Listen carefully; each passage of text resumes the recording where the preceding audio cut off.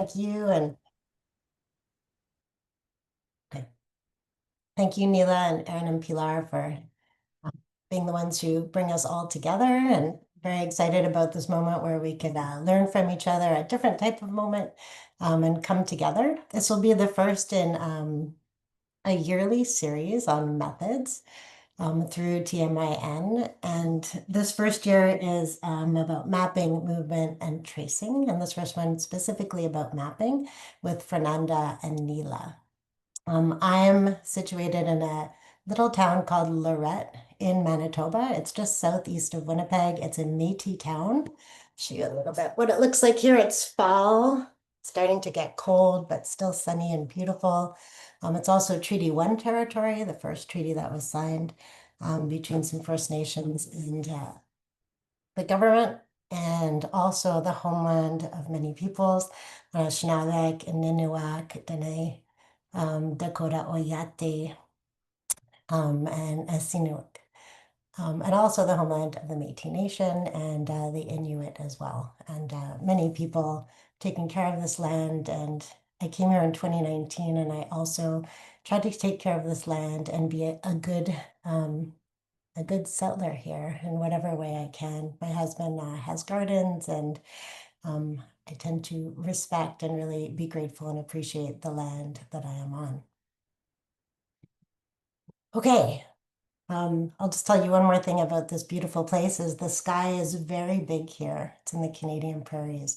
And for me, that kind of lifts my heart up every time I go outside because it just kind of beckons my heart up. And so I just wanted to give you those good feelings this morning as we sit together and share. Okay, I think without further ado, the way that we're going to go today is we'll have each Fernanda and Nila present for about 10 minutes about their work.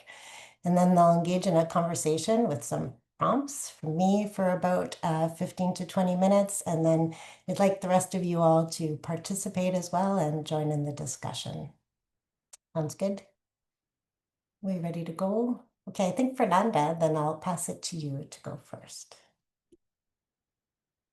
No, thank you very much for the invitation. It's really nice to be here, nice to see and hear you all. I'll try to share my screen. Yes, I can do it. Just a minute.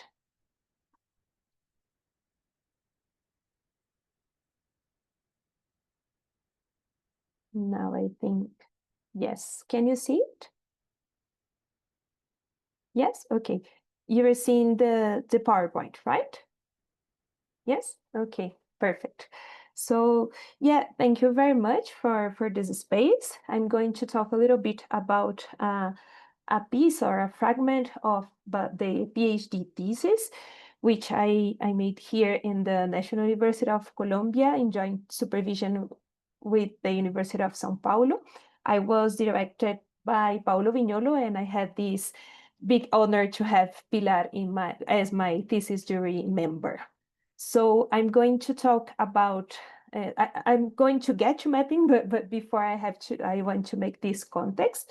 So I arrived here in Colombia in 2016 when I joined a media outlet called Rutas del Conflicto. And it was led by a journalist and professor from Rosario University, also here in Bogota, called Oscar Parra, and also several young students were involved in this project. And this work became the theme of my doctoral thesis, which I carried out to analyze our journalistic praxis in the coverage of the armed conflict in Colombia. So, Rutas del Conflicto is a digital media outlet that had its first publication in 2014 during the period of negotiations between the Colombian government and the FARC guerrilla group. Shall I admit? Yeah, I admitted Alejandra to enter in the room. The first publication of Rutas was a data visualization with information about more than 700 massacres that happened in Colombia. And after this publication, Rutas developed what we called memory projects, such as this one that you can see. It's an example of a project where We gave some workshops, journalism workshops for young people from regions affected by the conflict, so that they write their own stories. And we also had another project called I've Survived, Yo Sobreviví, in which we published more than 45 first-person edited testimonies from massacre survivors. And yeah, but also Rutas del Conflicto published various investigative reports on different topics related to the conflict and the peace process. And the goal of the media outlet is to tell the story of the armed conflict in Colombia from the voices of survivors who were underrepresented in the mainstream press. So this thesis, and here I start talking a little bit about the methodology, it starts from this existential urgency that I had to understand Ruta's journalism and its potentials. And of course, it's not a work from which I can consider myself distant. So it opens path for the production of situated knowledge linked to my subjectivity and also always mediated by my presence. I propose in the thesis that journalism can be a research method to study journalistic praxis. So the thesis is an in-depth report that interprets and explains the topic, which is the function of journalistic reports, based in various sources. But it also takes a step further toward conceptualization, and because of that is also academic work. I use methodological tools from ethnography and also participatory action research. And the text is woven from my experiences, but also the perspectives of 21 colleagues from Rutas, different experts, and also academic reference, of course, and Rutas publications. The structure of the thesis chapters is also based on the main questions of journalism: who, what, who, when, where, how, and why. And lastly, the thesis tells a story using some methodological tools from journalism, such as narratives, chronicle writing, and also data visualization on a map. And now talking about maps, I am going to talk a little bit about that because it's really important to Rutas del Conflicto work. And I talk about this in one of the chapters of the thesis, was the last one. So the media outlet has published more than a dozen map-based data visualizations since 2014. So it has located events of the armed conflict on maps following this political administrative division of Colombia in order to inform and to report on some facts about the armed conflict. The Colombias that we show in those maps are Colombias affected by massacres, paramilitarism, land dispossession, also forced disappearance in rivers, also abandoned villages after forced displacement processes and attacks against social leaders. Also, we also show in a lesser extent, it's true, some Colombias crossed by peace initiatives. So consequently, the media outlet has mapped the footprints of the conflict through different territories inside Colombia. This map of massacres, which was the first one published by the media outlet, you can see that it embeds 726 colored dots inside Colombia's border. There are dots that are green, red, purple, blue, and yellow. Each one of these dots represents a place where there was a massacre, which is the homicide of 4 or more people. Depending on the entity, it counts 3 or more people, always in a state of defenselessness and equal circumstances of mode, time, and place. And also each color that you can see means a different kind of perpetrator responsible for this massacre. There are different ways to navigate this map because the information is presented at different levels. It's one of the characteristics of data journalism or data-driven journalism, which is journalism based on databases. So the first way to navigate is to see the number of colored dots on the map, which shows the impact of these accumulated numbers of victimizing events that we can see in the first site to the map. But the second level of this navigation, you can see the search filters above the map. And then you can filter, for example, choosing some departamentos, which are states in Colombia, also choosing specific armed groups or years that you want to consult. But the third level of this navigation is the detail that we present about each massacre, which can be accessed like clicking on the dot on the map, but also you have here this Leer Más button, which means read more. And then you can see a description a little bit more extended or expanded with the information about this massacre. Different data visualization in Rutas del Conflicto work like this, not only this one about massacres, but also the others about, for example, disappearance, forced disappearance in rivers, and also land dispossessment. So from these interactive maps, what Rutas del Conflicto does is like materialize these stories in a visible place, which is shared nationally and internationally through the internet, which is a place different from the territories where the facts occurred. The geographical coordinates you use are defined by the stories to which the media outlet has access and decides to tell, but also this decision is made together with the protagonists of the experiences, I mean, the survivors who wanted to tell their stories. The graphic language that you see in these maps encodes then the memory of survivors, but also journalists' choices about what to narrate, and also the information that we could find previously, which was like registered in other sources, such as press, academic research, also reports from human rights organizations. The maps then are also encoded, as you can see, absence of, I'm just coming here again, absence of regions about which we couldn't have information regarding this specific theme on this map.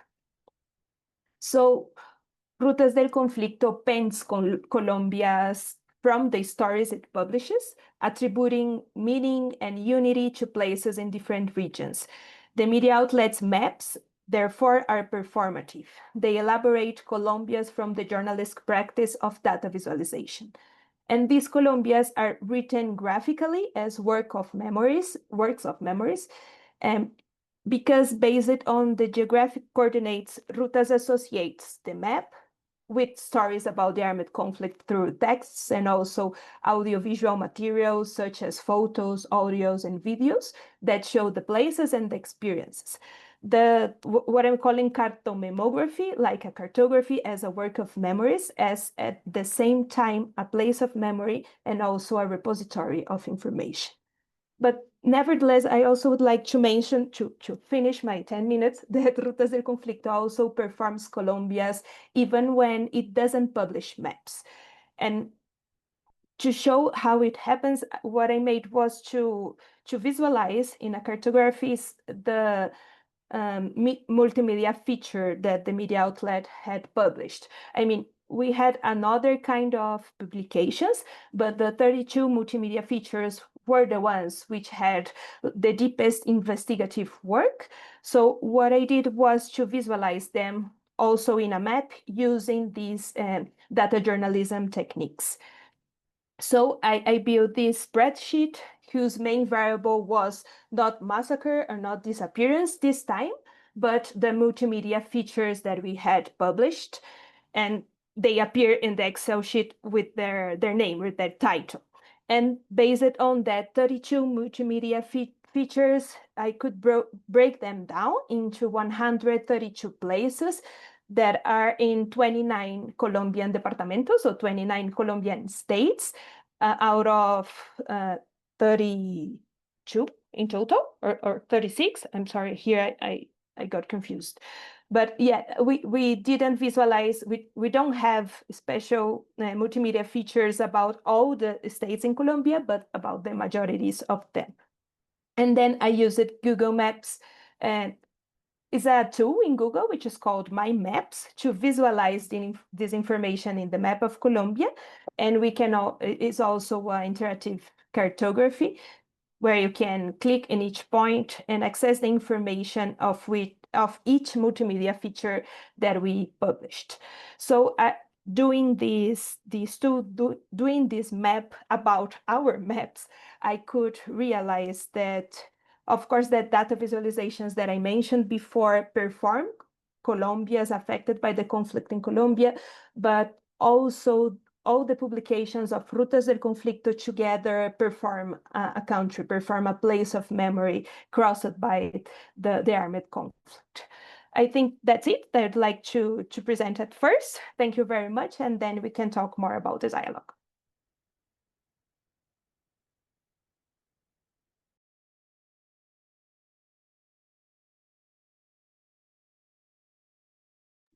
Sorry, I was muted. Thank you. Gracias, Fernanda. Sorry, I was so excited.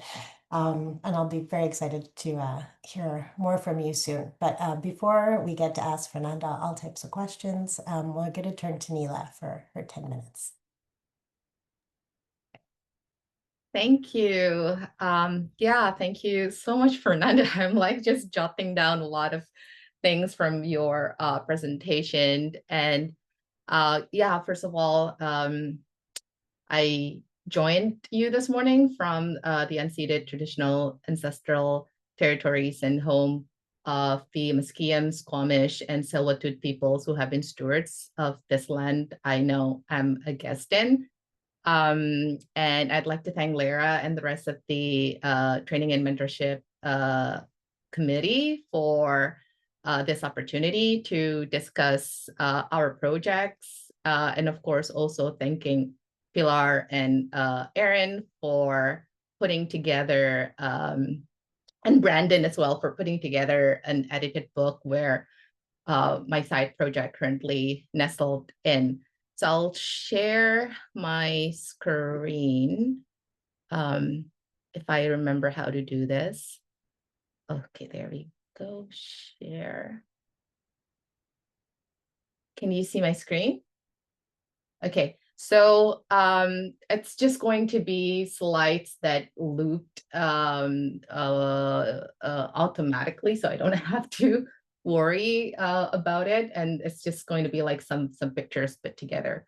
So this side project, my side project, the title is Archiving Memories, and I think I'd like to start by prefacing that I did not set out with this project with the idea of, like mapping as methods or more sort of like conceptualizing the use of mapping, but that I somehow stumbled upon mapping, or more accurately for me, the use of public geo browser like, Google Earth and Google Maps to fill in my little personal family history project out of necessity, really. And it's still really, mapping still really doesn't take like front and center space in my side project. So please forgive my lack of sort of like, theoretical or more conceptual approach to mapping. So this project started in January 2019 when I found out that my father burned 2 copies of an old magazine I sent his way out of fear that somebody was framing him or his family to be affiliated with communism. And I was in a way at fault because when I ordered the copies and decided to send it to my father, I forgot to inform him. But at that time, I thought, oh, he'll just keep it. He must have known, that it would be for me. But that he burned the magazines out of fear was really not in my bingo card. But when he said that he did it out of fear that might be communist related, really struck and stayed with me. I think everyone my age who grew up with Indonesian education system and curriculum would know about 1965 communist coup, or that the communists were the evil enemy of the state and the public. And some of us would come to learn and understand the silent histories on the military-backed extrajudicial killing, detainment, and disappearances of communist members and sympathizers in 1965-66 in Indonesia, with estimated victims of upwards 500,000 and potentially as high as 1 million. But at the same time, this was 2019, communism had been banned since 1966 in Indonesia. And while the fear of communism has been kept alive throughout the years, I really had no reason to suspect that it affected my family in any way or that they were imbricated in that history. So when he burned the archives, I really just couldn't understand why he did something so extreme and so unprecedented. And my impulse was to ask my father what happened in 1965 that might have caused him to react that way. But at that time, I was really more upset about the loss of my potential archives of something that could be significant for my PhD project. And I was first year PhD student. I was so devastated. And I couldn't really process or talk about it until COVID hit. And I feel like there's a particular urgency about living under precarious, uncertain COVID times that made me want to go back and open that up. I was here in Vancouver. They were in Solo, my hometown, and we would always talk through WhatsApp video calls. So using the same method through sort of like video calls, I began talking to my father and my mother and asking them about what they remember about 1965. What are their memories of the time? I knew they were young. My father was 13 and my mother 11 in 1965. And at first they were rather reluctant and saying that, they didn't understand what happened in 1965.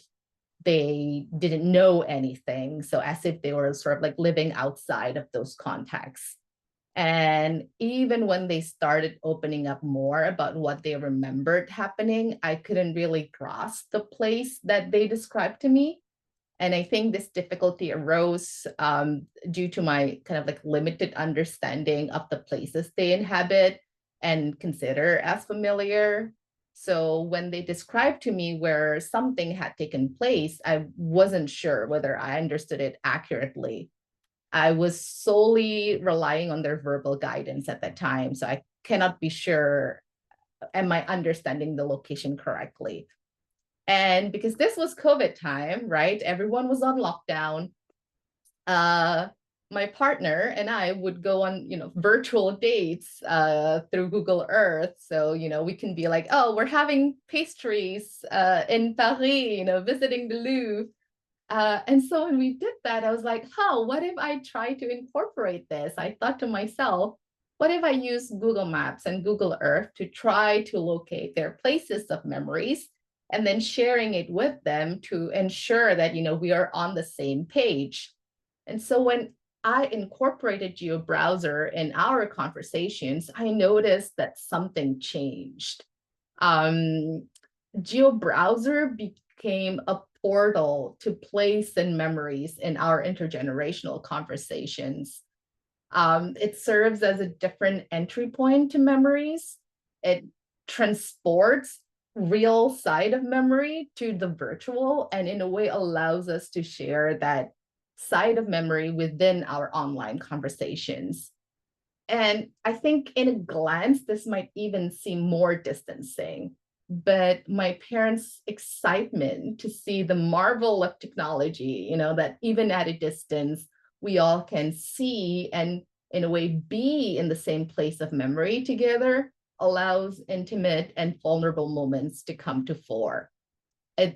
It serves, this approach sort of like serves to animate the space beyond just, the small square of the video call window and somehow becomes also like an anchor for our intergenerational memory transmission. And although we could not be physically together, I think Google Earth opens a way for us to still be together inside of memories. So because of that, or through that, we talked about their memories. We talked about how my father had to save his father, my grandfather, from being taken or suspected during raids for communist members and sympathizers in his village in 1965. At that time, as a 13 years old, he burned my grandfather's communist memorabilia. It was like a hammer and sickle wall hanging in front of the house without anyone noticing. To my surprise, or actually maybe not to my surprise, he never shared this with anyone, not even his father, my grandfather. So he had kept that memory with him since 1965. And my mother also took part and shared her stories, right? She told me about the two bodies that were found near her home. They are the body of a man and his son-in-law. Both of them were her neighbors of Chinese Indonesian ancestry who were accused of being communist. She also shared that her uncle living right next door was taken at night, and the family was just, living in dread. Although fortunately, he was eventually returned. So the climate was really of fear and anxiety. So I think had my father not burned my archives, these memories might not reach me. And now I feel like I have better understanding of their worldview and their fear of communism. And I think mapping really helps us to be together through these difficult conversations. It is one of the tools that I feel like it just facilitates intergenerational transmission of memory. And in a way, it is something that it sort of lets my parents' guard down a little bit, and in that way allows them to share their intimate memories and vulnerabilities. It also helped me to think of landscape as agentive of the storytelling. But I feel like mapping in my project is also ultimately about archiving. I thought I understand the impact of anti-communist killings before. I know they were widespread. I knew the fear was sustained, but I didn't fully grasp how embodied and lasting it is until it really sort of like just revealed to me in my family. So this mapping for me is a way to surface the embodiedness of such memories and keeping the memories alive, not just of my parents, but also for those whose lives had been scarred by 65, 66 communist massacres. It's sort of like a memorialization of their memories that perhaps are not told, silenced, and palimpsested and forgotten, and that these memories are still dangerous to the state as well. But such memories continue to be embodied and embedded in the bodies and in the landscape. Although the mapping is still very private right now, the stories and the archives live in another way, which is in an article that I'm writing for the book. But there has been bigger and much sort of like consequential project about mapping 1965 memories and histories in Indonesia. And I'm going to share one of the project that I also had stumbled into a couple of years ago called Faith in Speculation. So I'll share that in the chat in a second. But yeah, there's been a lot more projects been done from I think the early 2000s about mapping the memories and histories of 1965, and that the one that I did was something like very small and very personal family history, but it also revealed a lot about the landscape of violence in Indonesia. So I think I'll end there. Thank you.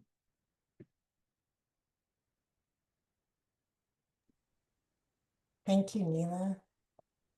Wow, okay.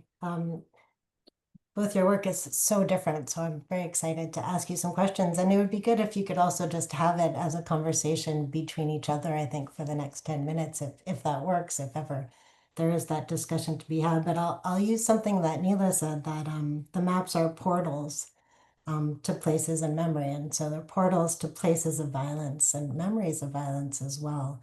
And so I'm kind of curious to hear a bit more about how you see mapping in your various work, and maybe even just how mapping in general, then we could talk about how they, and this I'll quote Fernanda, perform different kinds of worlds, how it could be generative to use in your own methodologies to learn more about how people remember violence, live through violence, and what that means for them today.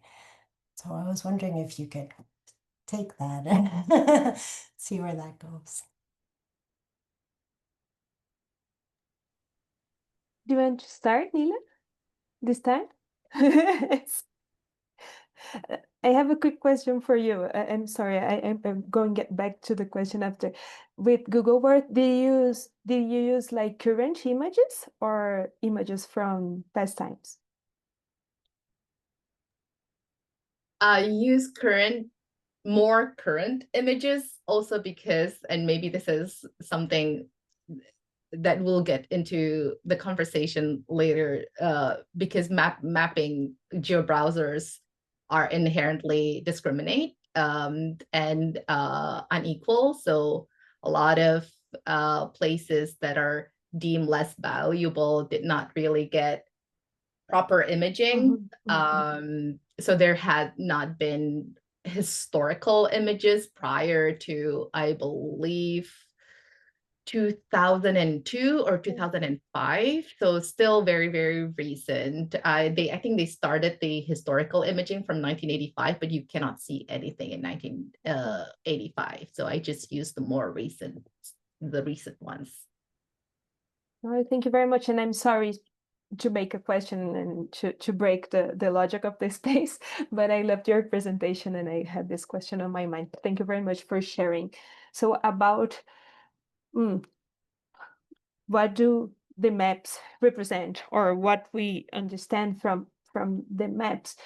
I mean, Rutas maps are part of this data-driven journalism work. So the idea mainly is try to represent in this cartography some facts that are difficult to tell otherwise. Because when you talk about data journalism, we work with like big amounts of data, not huge, sometimes huge amount of data, but in this case, like it's an amount of data that it would be difficult to tell in other way if we don't put it in a map. How can we talk about 700 massacres without locating it? I mean, it's also a challenge, right? So these maps, in first place, I think they are thought to inform. What I think is also interesting in this work is that, I mean, to see its limits, because when you place things in these official political administrative borders, it's also a limitation that you have, because there are also different kinds of divisions that we could use. But from journalism, and yeah, we usually use the most common representations to make these available to a wider public, which of course is limiting in these different kinds of representation that could be used. But the idea is to show the information in this simple, visual, and fast way, that the person could see the map and understand. A map full of dots communicates something, and a map with colored dots also communicates something and communicates something else from a map full of dots without these different colors. So I think this is the idea. I think another like characteristics of these kind of maps is that they are also based in a database, right? So they are always linked to an Excel sheet where we have more information, not only the location with latitude and longitude, but also more information about the different facts, but also the different experiences that can be there. I think this is interesting because then you can have more layers for this memory work. It's not only this plain map, but also it has different layers of experiences that can be embedded in this representation and in this performance of Colombia's. But I also think that I was mentioning a little bit that these maps that Rutas performs are maps that show like the scars of the violence in the country, the scars of the armed conflict in the country. And so, yeah, they are maps that show pain too. They are, yes, because they are about the violence, but I also think that it's interesting to think about them as X-rays, for example, as like diagnosis that helps us to acknowledge and also to recognize the violence that happened, but also it has limitations because every time that you visualize something, you are not visualizing something else, right? So it also has absences and limitations in the way it can work. So yeah, I'd also like to think about this as an exercising of bringing together some things. So when you visualize thematically something in a map, you also make some dialogues possible inside this map that you were showing. So I also think it's, yeah, something that I could say about the relation with this kind of map. Maybe I could let it here to hear Nila. Sorry, I think I was just jotting down your answer, Fernanda. Wow, okay. The question is about, I think, the role and how do we see maps in our project?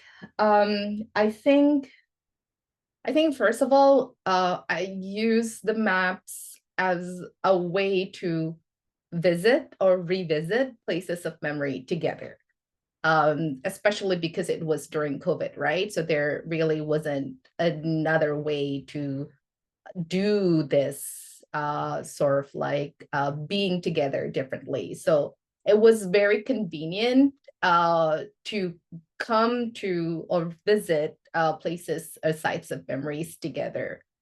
But maps are also doing that in almost a neutral way, which is kind of yeah, I have mixed feelings about how it sort of like neutralized, right, the maps, because it just gives you the visualization, but it does not have all the, like what Fernanda said, the rich information and histories that are embedded within the landscape. So it became kind of like a neutral space for us to visit together. But that neutral space also in a way allows, I think, my parents to then talk about their memories and histories. But I also feel like when using the maps, it made me think of like, who are the witness to the atrocities, right? Or who are the witness, or what sentient other beings become witnesses of the horrible memories, right? So when we were using GeoBrowser and sort of like trying to visit my father's house, we can't really see anything because it was pretty lush. It was like village area, so there's a lot of trees. So when he mentioned that, oh, that is the location where I burned my father, his father, my grandfather's communist memorabilia, we can't see it because there's a lot of trees. So that made me sort of like think about, oh, there are witnesses within the landscape that have been there since the time it happened. But at the time of my visit to the maps, we can't really see the location. So it sort of like made me think about, oh, mapping and storytelling, and what are other sentient agentive beings that are parts of the stories, and not just neutral as kind of like codes and data visualizations that we would see in GeoBrowsers and maps. But I think maybe like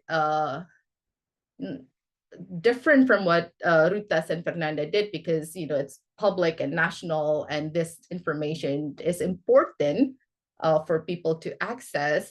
In my case, I cannot have it public because everything was very sort of like home, like close to home. And then, you know, the fear of communism is still out there. So when I present this, I have to strip all the datas, right? So kind of like, again, erasing all of the information, some of the information that might be linked to my parents' home or the neighbors or the neighborhood and stuff like that.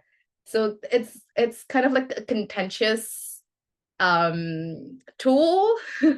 It's helpful, it's useful, but it's also very problematic in one way or another. And you kind of have to go with the circumstances as to how the maps can help or can facilitate different kinds, or what kind of storytelling that you want to use, or you want to do with the maps. Yeah, I think I'm babbling, so I'll stop here. Sorry. No, that's good. It makes me think of, Fernanda, you're talking about scars, like to make visible what might not be visible on the land and the violence that happened, and whether those scars perpetuate more violence or don't, I think is also a difference, right? And how you treat that. I have other questions. I think maybe we should turn it over though to everyone who woke up possibly early or staying up late or started their day with us. So I'm going to open it up to you, and then maybe I'll ask one more question at the end. So please, you could ask in the chat or just unmute yourself and put your video on as well.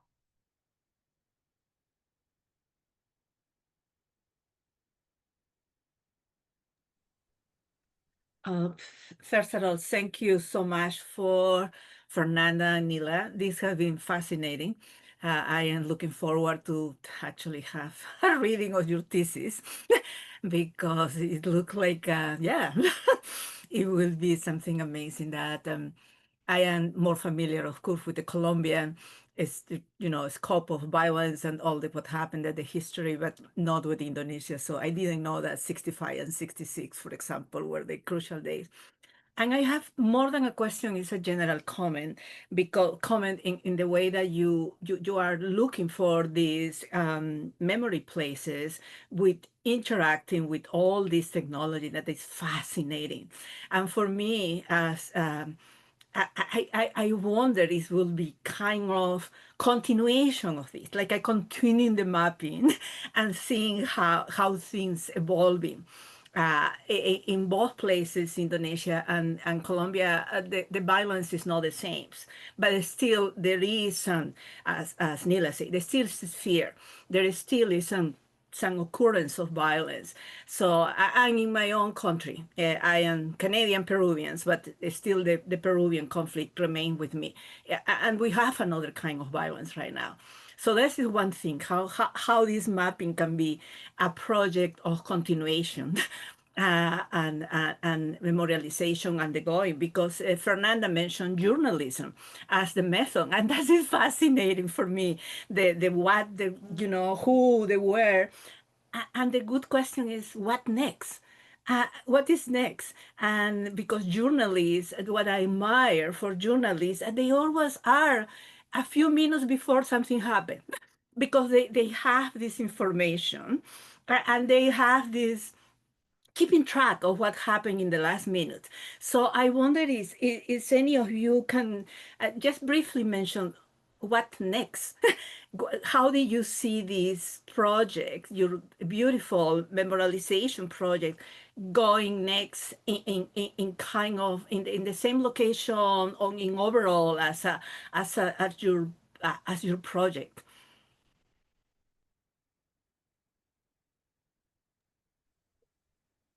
You let me think a lot of things.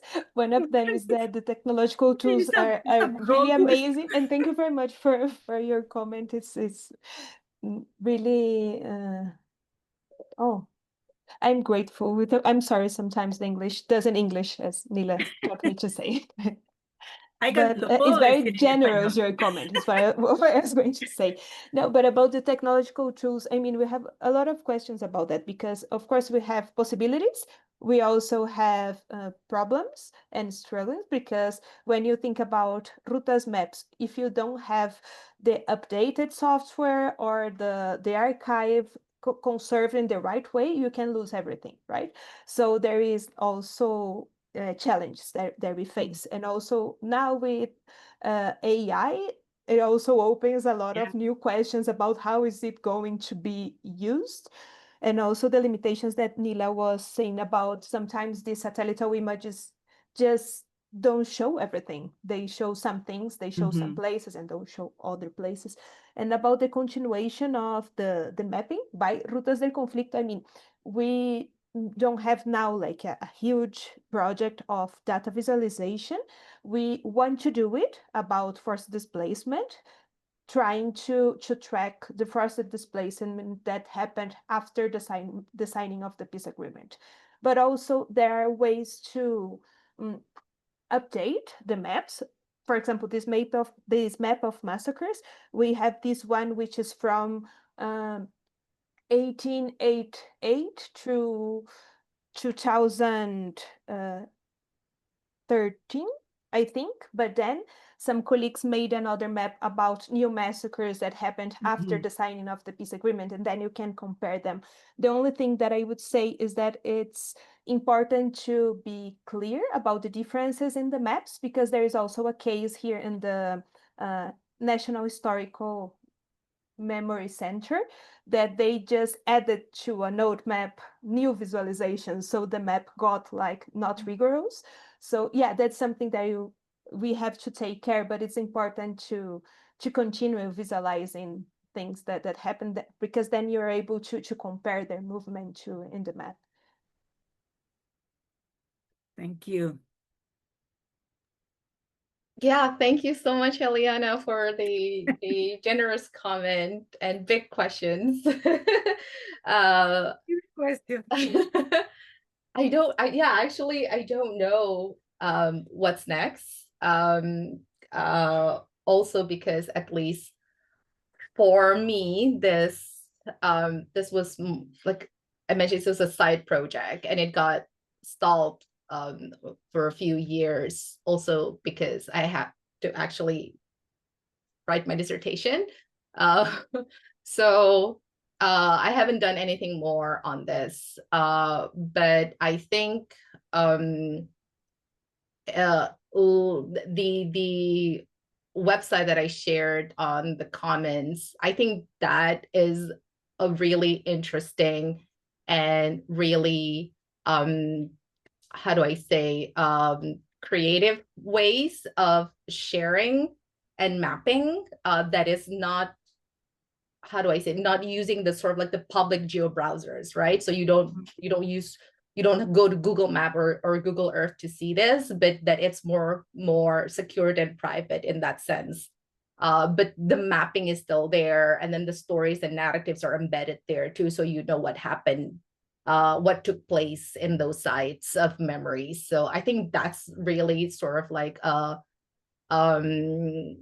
how do I say, a great initiative that has been done in Indonesia, but also very localized, right? So I don't think we have a nationwide project in terms of mapping sites of memories and violence in Indonesia in 1965-66. Perhaps Mbak Grace or Mbak Erlin, who are here and who are more of an expert on that front, could compliment me or correct me if I'm wrong.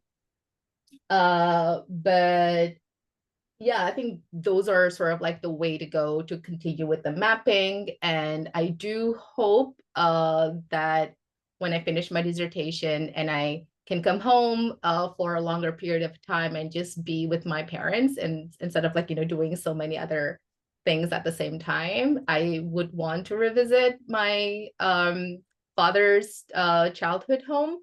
And the thing is that that location is quite remote, and it is not, there's no address.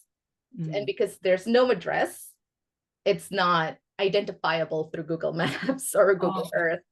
Right? So you have to know where it is and have clues on where it is to know where the location is. So yeah, I want to record that in a way that is not necessarily identifiable through Google Maps or Google Earth, but that like what Fernanda is doing, or like what Faith in Speculation is doing, but having those stories and narratives recorded, although might not be, again, public facing, but just kind of like something that can be shareable through research questions and purposes. So that, I think, might be what is next for me and for the mapping. But let me just end by saying there's definitely more like a bigger projects in Indonesia that are tackling the questions of mapping and counter mapping, and the use of technology to record, the silenced histories in 1965-66. Thank you to both of you. Beautiful. I believe we can talk for hours, but anyway, I stopped. It's not, I continue. I have tons of more questions and comments. Beautiful, beautiful work, both of you. We're almost at the end, but it would be, if anyone else would like to engage, they're here for you in one spot, although they're always available in other ways, I imagine. We're all part of one network. So I think that's also important, that we could reach out to each other and email each other, WhatsApp, like dialogue should continue, hopefully. And I think that's part of the reason we wanted to have these methods, is to kind of be able to have a space to share, to start or continue those relationships in different ways. Is there anyone who has anything burning?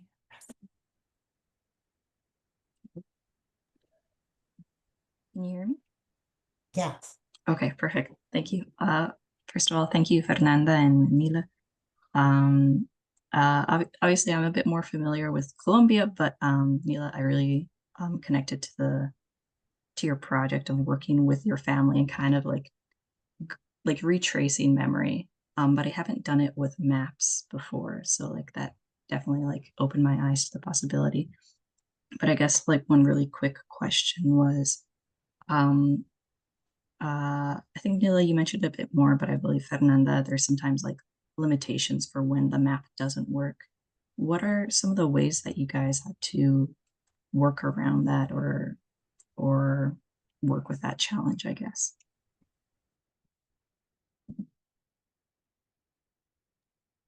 Thank you, Dana. But just a question: when it doesn't work because of the technology or because of the nature of the type of map? Oh yeah, thank you. Or both? I'll elaborate. So whether it's maybe like you can't reach a certain place, like I've done it before in Google Maps where I'm like, oh, I want to this place, and it's gone. Or even like if the memory that they're talking about, they're not sure where it was actually located in the end. Like, kind of what do you do in those situations? In the case of the journalistic data visualizations, it's very inaccurate because we not always can find the places, and sometimes the places where some of these victimizing facts occurred, there is like a store or a school. It's different, right? So what we try to do is to place the dot in the village, but not as in a specific place, because we not always can find it. That's one thing. But there is another problem, is that, for example, trying to paint a map of the Guayabero region. It's a region of a river here in Colombia. We couldn't find the 9 villages that are part of the Guayabero region. So how can you put a village in the map if you cannot find it? So we thought, oh, it's okay, we can only put these ones that we found. Okay, but then the dot in the map, in the official map, was so different of the experience of the people, because in the official maps, the village was in one state, and in the experience of the people, the village was in the other state.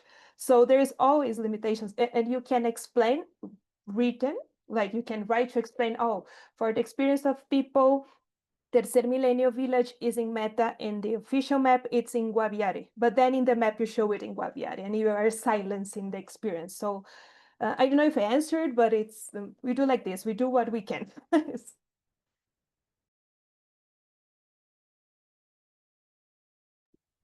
Nila, do you want to answer quickly? We're at the end of our time, but Sure. Yeah. Thank you, Donna.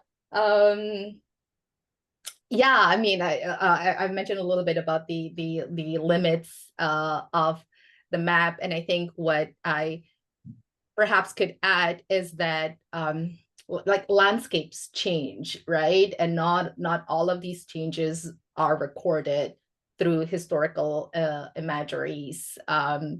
The places where my mom mentioned that there were two bodies being dumped in 1965, it was sort of like a swamp area, but now it's very crowded, packed residential location. So when we revisited that space, the only thing that we can see was just concrete walls, right? But I think what we decided to do is that it really aids in storytelling, right? Even this changes in the landscape that you can identify tells a lot of story of what is being silenced, what is being erased, what is being palimpsested when it comes to historical memories, when it comes to memories of violence and murders. So even though the technology reveals the limitation of what mapping can do, I think storytelling expands how that possibilities can be further utilized. I'll end there. Thank you. okay. Wow. Okay, I guess we can make these a little longer, maybe next time. But I'm sorry. Can I say something? Yes, of course. Jeff. Okay. Thank you so much, Nila and Fernanda.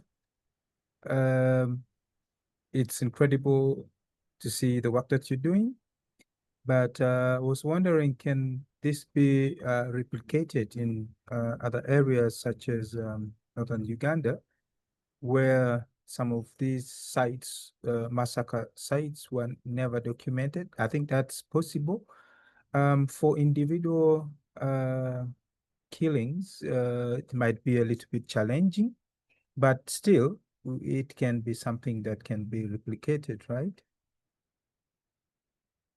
So then it could, because it's something incredible that you guys have discovered, I mean, come up with, that I think can help in documentation of memories across all these conflict areas. Thank you. Thank you, Jeff. Thank you very much, Jeff. Do you want to respond before we say goodbye, or it's up to you?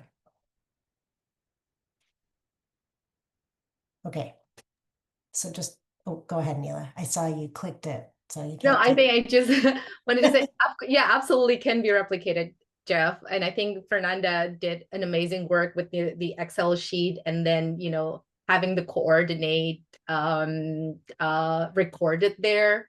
So even though it might not, I don't know if there's fear of like making the information that, you know, these are sites of massacres public, there's always ways to still archive that in one way or another. And Fernanda is such an expert on that. And not that I'm speaking on behalf of her, but I'm just sort of like saying, yes. And if you want to know more, ask Fernanda. No, just quickly, I'm not the expert. I mean, there is another expert in maps in Rutas del Conflicto, but there are a lot of free tools that we can use to visualize maps.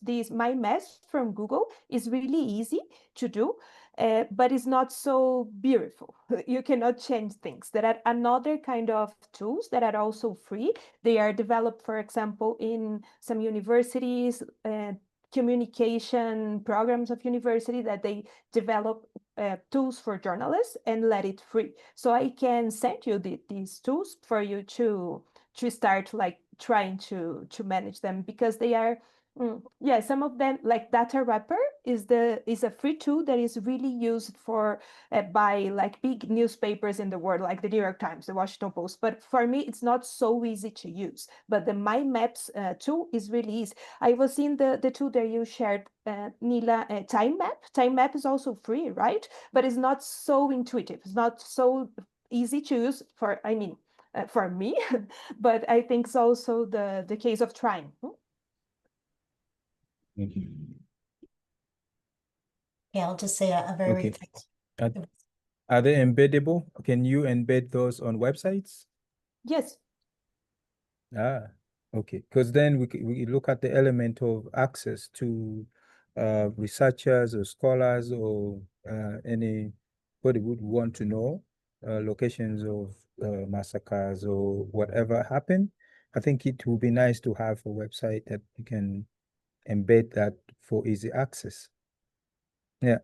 Okay. Thank you. We'll discuss that more later. Okay, we're a little past our time, but I had wanted to ask you about advice for other people regarding mapping methodologies, but maybe that's something that we continue in our next session, which will probably be in December or January, and we'll let everybody know as that comes. And hopefully it'll be a conversation we continue about mapping and tracing and movement, what that means of methodology to all of our work and how that could be used, or as Jeff was talking about, very practical ways that folks could start engaging with a really powerful tool. And then I'm going to pass it to Pilar to close us off today. But Thank you, Lara. What a way to kick off this series. I think it couldn't be a best way to do it, to have this conversation. And I think it gives all of you an idea of what it is to come and the possibilities of this series becoming really this dialogical space of sharing and thinking together. I want to particularly thank you, Lara, and the training and mentoring committee, because they were the ones who came with this idea and kind of conceptualized it. And then I think we can now really see how this is going to become a key feature of our times coming together virtually. So thank you to all of you for getting up early or staying up late or just stopping whatever you are doing during the day. And we'll see you in the next session.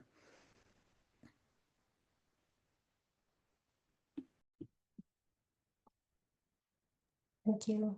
And thank you, Natalie, for doing the interpretation. So thank you, Natalie. Thank you, Natalie. And I think Francisco as well was doing some interpretation, actually. Gracias, Francisco. So good to Yeah. see everybody. Yeah. Good. Okay. So I think we're officially closing it. We Yeah, are. we're gonna hang it. Goodbye. We don't wanna Hasta go. luego. Bye-bye. Bye. Thank Thank you, you. everyone. Bye. Bye. How do I turn it off?